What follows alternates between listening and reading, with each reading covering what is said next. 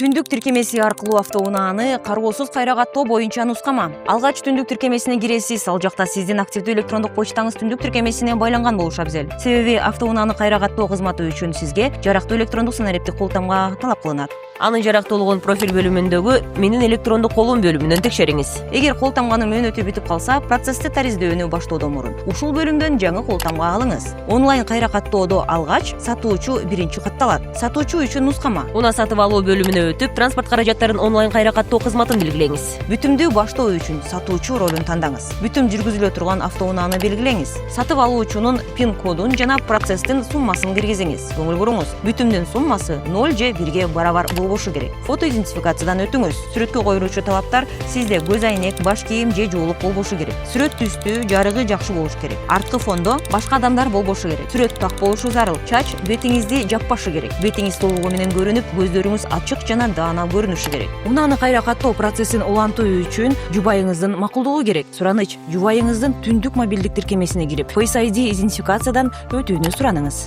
Сатуучунун жубайы үчүн нускама. Автоунааны кайра каттоону ырастоо баскычын басыңыз. Автоунааны кайра каттоону ырастаңыз. Фото идентификациядан өтүңүз. Эгер никеде турбасаңыз, никеде эместигиңиз тууралуу арызга кол коюңуз. Кол коюу үчүн код байланыштырылган электрондук почтаңызга жөнөтүлөт. Ошентип өтүнмө сатып алуучуга жөнөтүлдү. Анын аракеттери аяктаганга чейин күтүңүз. Сатып алуучу үчүн нускама. Бүтүмдү баштоо үчүн сатып алуучу ролун тандаңыз. Бүтүм жүргүзүлө турган автоунааны тандаңыз. Фото идентификациядан өтүңүз. Документтерди берүү пунктунун облусун, шаарын жана дарегин белгилеңиз. Тизмеден мамлекеттик номердин түрүн тандаңыз. Банктык мобилдик тиркемелерде төлөм коду аркылуу мамлекеттик алымды төлөңүз. Же болбосо QR аркылуу төлөө үчүн арыздагы QR кодду скандаңыз. Автоунааны кайра каттоо боюнча арызга кол коюңуз. Көңүл буруңуз. Эгер код келбей жатса, кабинет, булуттуу электрондук кол тамга бөлүмүн электрондук кол тамгаңыз жарактуу экендигин текшериңиз. Арыз ийгиликтүү кол коюлду. Эми келишимге кол коюңуз.